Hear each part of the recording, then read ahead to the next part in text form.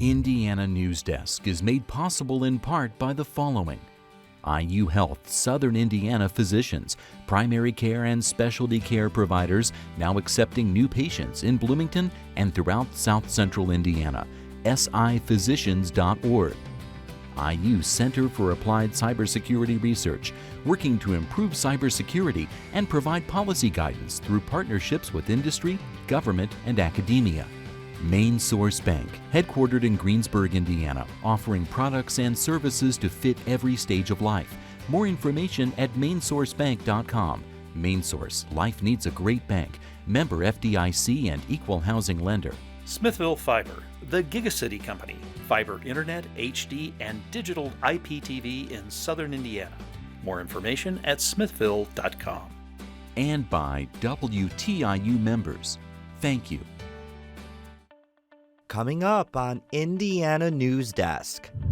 Indiana isn't immune from the post-election threats and vandalism happening across the country. You know, just your basic pile of hate spewed out. The state's highest court ruled the University of Notre Dame's police department can keep its records private. Ahead, why First Amendment advocates worry the decision is a slippery slope. These aren't your regular pink farm pigs. Hundreds of wild pigs live in Indiana. It's like a buck in a rut. They just go blind and want to fight right then. They damage crops and they're a threat to the state's livestock industry. More coming up on just what they're doing. Only men are allowed to hold leadership positions in the Catholic Church. But some women hope a historic announcement from Pope Francis could lead to change.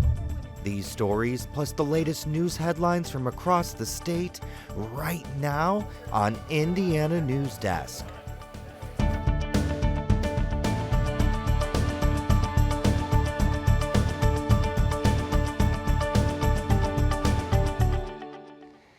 Welcome to Indiana Newsdesk. I'm Joe Wren. The Southern Poverty Law Center points to hundreds of occurrences of hate crimes since Election Day.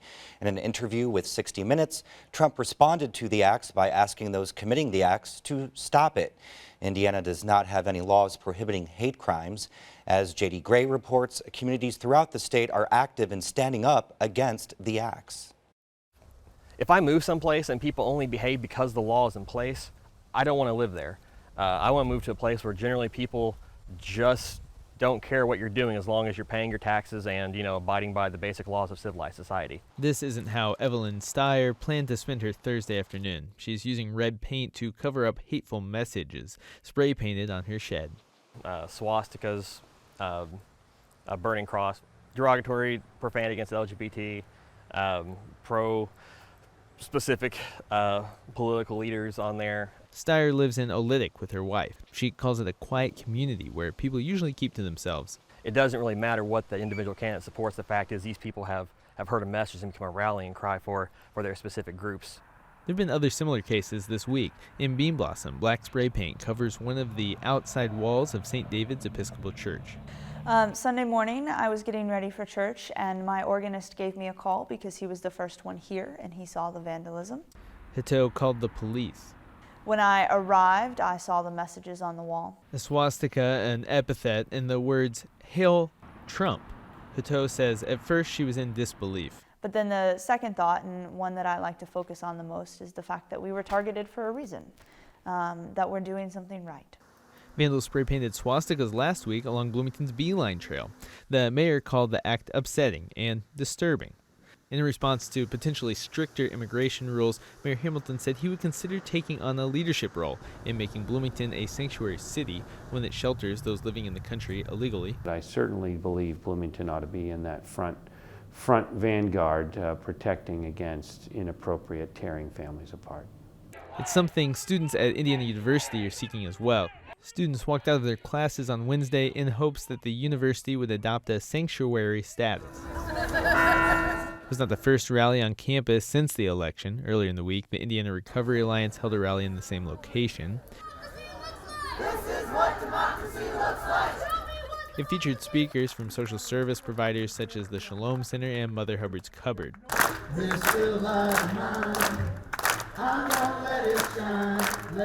Symbols are what you make them. We could be embarrassed, we could be angry that these symbols are on our church. But what we're making of these symbols is that we're doing something right, and it shows that we are welcoming an inclusive place. For Indiana Newsdesk, I'm JD Gray. Now, Steyer is going to spend the winter doing maintenance on her home. She and her wife plan to move in the spring. Former Congressman Lee Hamilton says representative democracy is facing a test in the United States. He spoke this week on the campus of Indiana University. Hamilton says people's view on the election should not change their responsibilities as citizens. You owe this country something. The country makes a wager on you, every single one of us. It says we're going to give you freedom, we're going to give you liberty, and we want something in return. We want you to be a responsible citizen. He says he's concerned about the drift of power to the executive branch of government. The University of Notre Dame says it's pleased the Indiana Supreme Court has ruled that it doesn't have to release crime reports about student athletes to ESPN. The decision came this week, and it was a surprise to many.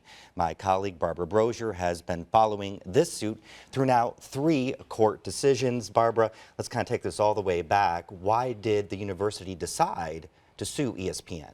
So it was actually the other way around. ESPN sued the university, but they sued because they wanted these police records. ESPN was doing a story about how university police interacted with athletes. They asked for the records. The university refused to hand them over. Even after the state's public access counselor weighed in on this, kind of put the university on notice, saying that these are public records, you have to hand them over. ESPN argued that because Notre Dame security police were arresting students not just on campus but off campus, that they were exercising power of the state and they were subject to those public records laws. So the Supreme Court's decision reverses the decision of the lower courts. Why did the justices unanimously rule that way? So basically, the Supreme Court decided that, contrary to what ESPN said, that these Notre Dame security police, private university police departments, they're actually acting on behalf of the Board of Trustees, not at the will of the state. So they said because of that, it's still a private entity that isn't subject to these public records laws. And this court said that while it's committed to open records and open government, that its job isn't really to legislate statutes. They have to read what legislators have laid out and just decide that way. So does this go for all private universities then? So there is a law that will open up some new public records in the future. And IU professor Jerry Lenoska, we talked to him this week. Here's what he had to say about all of this. Notre Dame and the other public private universities still have to comply with some federal regulation that requires them to release certain information from their police departments, but that information is quite limited in comparison to what other police agencies have to release. And there was also a police body camera law that was passed this year that actually defines private universities as public entities. So it will mean that future records going forward could be open for the public to look at. All right, thank you very much, Barbara. Several hundred wild pigs are estimated to be living in Indiana.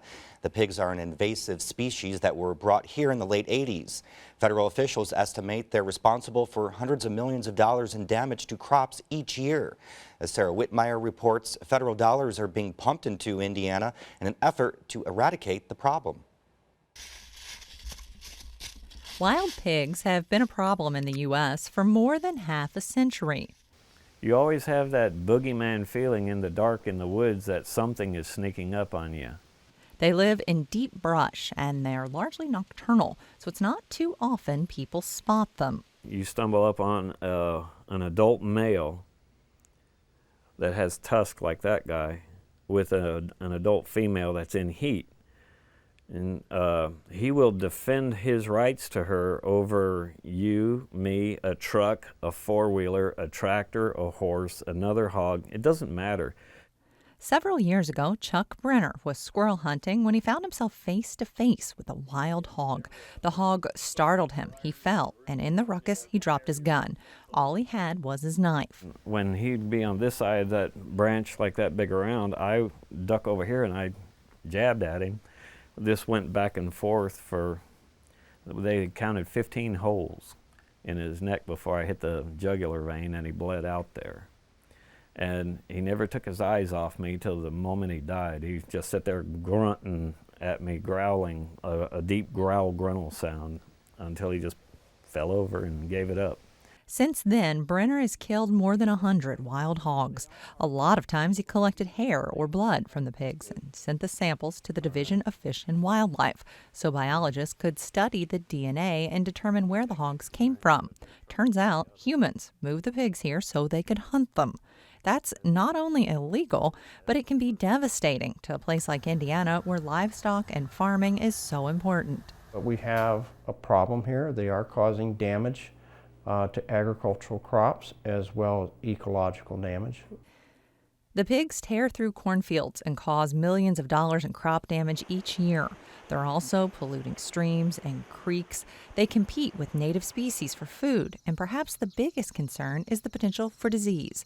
That could threaten Indiana's billion-dollar pork industry and affect other livestock as well. We were probably somewhat naive from the standpoint that we thought, hey, we'll just let people just shoot them 365 days a year. There's no license required. We figured a couple deer seasons, we'll get rid of them. Well, it didn't work. Once hunters introduced pigs into the woods here in Indiana, there was really no natural predator that was going to keep the population in check. A sow can have 2 litters a year with 10 piglets in a litter. And when she's pregnant with that second litter, pigs from her first litter can be pregnant with their own babies. So you almost get the rabbit effect or the domino effect. Hunters are typically only interested in going after the big boars, but it's the sows that are the reproductive engine of the groups. In 2014, Congress took notice. There had been money in the Farm Bill to fight wild hogs in the Southeast and the Southwest, but now that the country's breadbasket was threatened, money was shifted to the Midwest for the first time. The first major change, no more public hunting of pigs. For the reason is, if we did allow that, then we might as well put a sign that says, dump your pigs here. The preferred method is trapping. These big corral traps can capture an entire group of pigs, and that's important because pigs are considered to be very intelligent animals. If somebody just goes out there and wants to shoot pigs or hunt them, they may only take a couple. The problem with that is then you bust up that group, and they've then been educated. I'm getting shot at on this property. Let's get out of here. We're not coming back. The traps have come a long way since these old box contraptions. You see, the trap is elevated off the ground. Pigs are more likely to go in it if they can see through it. Cameras watch the traps and the pigs' movement. Folks on Humberg's team can use their phones to remotely trigger the traps. We're selective of when we drop the traps. We're trying to get all that we know based on the camera evidence are coming and using that trap. So if there's 8 coming, we try not to drop that trap until all 8 are in that trap. And it's working. Humberg's team removed 129 hogs last year. That's more than double what they removed the previous year. The Farm Bill money gets shifted around, so states that are getting closer to eliminating pigs might get a little more to cap off the population and stop it. This year, Indiana is getting enough money to double the size of its team fighting hogs. I guess what it gets down to is it doesn't really matter what the numbers are. We want the number to be 0. Focusing on eliminating pigs that are in the so-called periphery zones or that are newly established populations is working. 4 states, Idaho, Maryland, New York, and Washington, were deemed pig-free last year and are just being monitored now. This year, officials are projecting New Jersey and Wisconsin will be added to that list. Indiana's goal of eradication is different from some other states that have larger pig populations. For example, in Texas and in Florida, where pig populations are into the millions, their goal is just to limit the damage the pigs are causing. Joe, back to you. Okay, thanks, Sarah. Coming up next on Indiana Newsdesk. It's been debated within the Catholic Church for years. Should women be allowed to become priests? We'll visit a church where women take the pulpit every week. And a troop of Girl Scouts is helping feed the hungry on Thanksgiving and the rest of the year. These stories and more right here on Indiana Newsdesk. We are a nation of explorers. we seek new ways of living, of thinking, and of expressing ourselves. We take risks, we learn from experience, and we keep moving forward. That's why we encourage and celebrate the explorer in all of us.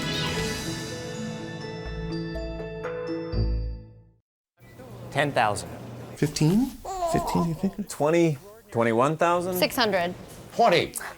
18 fine. 24. It's at least 40. Look at it. 4,500,000. 650. 20. 650. This textile would be worth about $500,000. $500,000? No way. I knew it. It's just a blanket. Laying on the back of a chair. Well, sir, you have a national treasure. Wow. A national treasure. Congratulations. I can't believe this. Welcome back to Indiana Newsdesk. Now, for headlines, we go over to Barbara Brozier, who has the latest on this week's top stories. Thanks, Joe.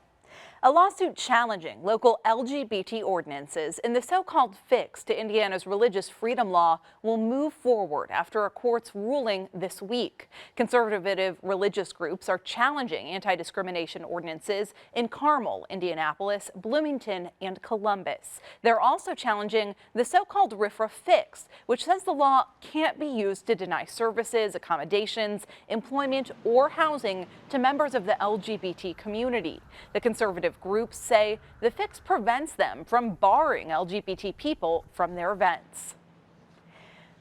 Indiana ranks 9th worst in the country for overall health issues. To address that, several stakeholders, including insurance companies and healthcare organizations, formed the Alliance for a Healthier Indiana. The Alliance's 2017 legislative priorities include increasing the cigarette tax and raising the legal age to buy tobacco from 18 to 21. A Republican lawmaker says he will propose legislation next year that would effectively ban abortion in the state. That's despite a 1973 U.S. Supreme Court decision that established a nationwide right to abortion. State Representative Kurt Neasley of Goshen says he'll sponsor the bill. Last session, a bill banning abortions after a heartbeat is detected didn't even get a hearing. Vigo County school officials announced Paula Shahady's immediate retirement as Terre Haute South Vigo High School secretary. She's the wife of Frank Shahady, who was terminated earlier this month, along with Frank Fennell, after being charged in a kickback scheme involving federal funds. The board is not conducting its own internal investigation. We do act upon FBI information as we did last week. The FBI raided the Vigo County School Corporation offices in June. 3 large Indiana manufacturing companies are laying off employees. A General Motors plant in Kokomo is cutting over 150 positions as they cease production of semiconductors at the plant. Rexnord's corporation is moving its bearings plant to Mexico. Nearly 300 union workers will be affected by the move, as well as salaried employees that work at the plant. And the BP Whiting refinery is laying off 80 workers amid a slump in the global oil business. 2 Hoosiers are on Donald Trump's short list to become the Secretary of Education. Speculation from policy advisors points to Indiana's former schools chief, Tony Bennett, and U.S. Representative Luke Messer. Bennett has been a staunch supporter of vouchers and charter schools, areas that Trump has pledged massive expansions. Messer is an expert in school choice issues, and Trump hired a Messer staffer to serve as his education advisor during the campaign. The 2016 I-STEP scores show the number of students passing the I-STEP decreased for the 2nd year in a row. 52% of students passed both the English language arts and math sections of the test. That's compared to 53% in 2015. The 2016 General Assembly voted to stop using the current I-STEP format at the end of the school year and created a panel to recommend the test replacement. That panel concluded its meetings this week with a broad set of recommendations. The only things everyone agreed on was they want a shorter test, quicker results, and no iRead. The panel will vote on that recommendation at its final meeting later this month. Well, Thanksgiving is quickly approaching, and as always, families are in need of food. One group, typically known for selling cookies, is stocking pantries in another way for the holiday. Lindsay Wright brings you that story. This long line at Pantry 279 in Ellettsville is full of people who need a little help feeding their families. And they're getting that help from a surprising source, kids. The pantry is run by Girl Scout Troop 69279. Alongside other volunteers, the girls help stock shelves, separate food that's collected, and then pass it out. Now the pantry is feeding up to about 2,300 people a month. It's been fully operational for just a year, so when people started asking if the group could put together Thanksgiving baskets to hand out, they didn't know if they'd have the resources. Pantry leader Cindy Chavez says she put out a Facebook request for help putting together enough baskets. She thought that would be the end of it, but fortunately, she was wrong. But then Facebook responded and said, well, we'll take 500 cans of that. Our place will take 200 cans of this. And within 3 days, we had half the list covered. Now, just 2 weeks after that request, volunteers are preparing to hand out 700 food baskets. If this little community could pull together and do this insane thing within 2 weeks, when normally everybody else takes a year to come up with this, you guys can accomplish anything, really. For Indiana Newsdesk, I'm Lindsay Wright. What's so amazing, Joe, is that they're not just doing that for Thanksgiving, that this pantry is operated year-round by Girl Scouts. That's amazing. It is. Thanks, Barbara. There are more than 140 Roman Catholic women priests worldwide, but the Catholic Church doesn't recognize them because of a long-standing policy that forbids the ordination of women. But as Barbara Brozier reports, some hope a new commission Pope Francis formed earlier this year will lead to change.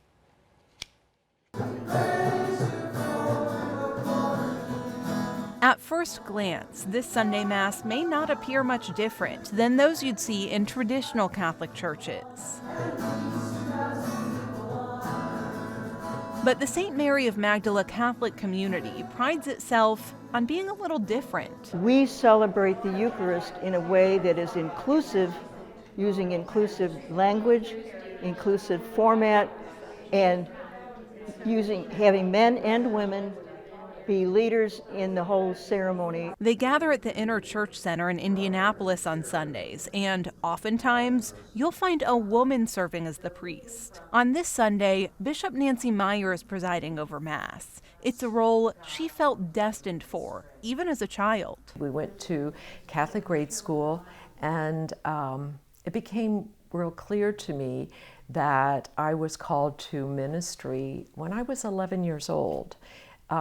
And it was very clear to me it was a priest call. Meyer spent more than 30 years in a convent before eventually becoming ordained in 2009. But the Catholic Church doesn't recognize her as a bishop. I'm able to do almost everything that I want to do. I just am not able at this point in this country to do it within the church building or with the blessing of the church officials, the Archbishop of the church. Whether women can be ordained in the Catholic Church has been hotly debated. In the 90s, Pope John Paul II wrote the church doesn't have the authority to ordain women as priests. The idea is that in the office of the priesthood, the priest is acting as Christ.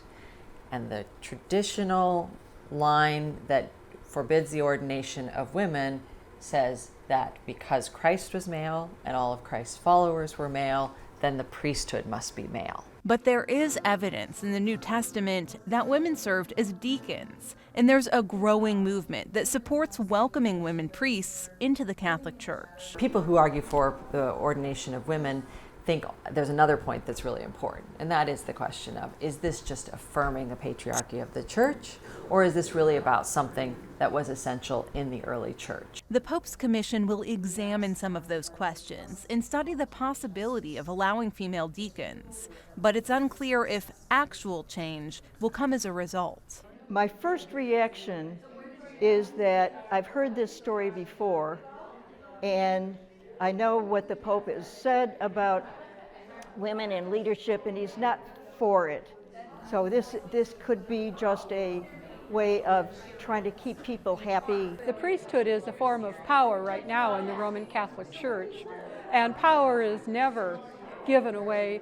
So it just needs to be wrested, as it were, from those that possess it. But members of this community are hopeful. The Pope's heart can still be changed, and they say forming the commission is a step in the right direction. I think the fact that it's being discussed at all is absolutely wonderful, because the previous Pope said, we already talked about that and we're not talking about that anymore. That's been decided. We really need our voices to be heard, because we look at things, we do things differently than men do that. And it's not in opposition to in any way, but it is in cooperation with that we have voices. For Indiana Newsdesk, I'm Barbara Brozier. And we're out of time. More news at WTIUnews.org. Have a great weekend.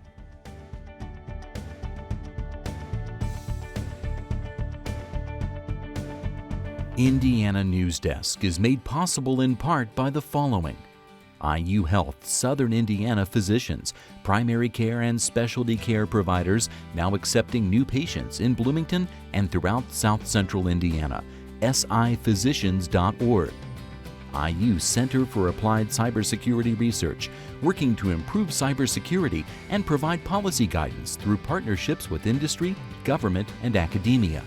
Main Source Bank, headquartered in Greensburg, Indiana, offering products and services to fit every stage of life. More information at mainsourcebank.com. Main Source, life needs a great bank. Member FDIC and equal housing lender. Smithville Fiber, the Gigacity Company. Fiber Internet, HD, and digital IPTV in Southern Indiana. More information at smithville.com. And by WTIU members. Thank you.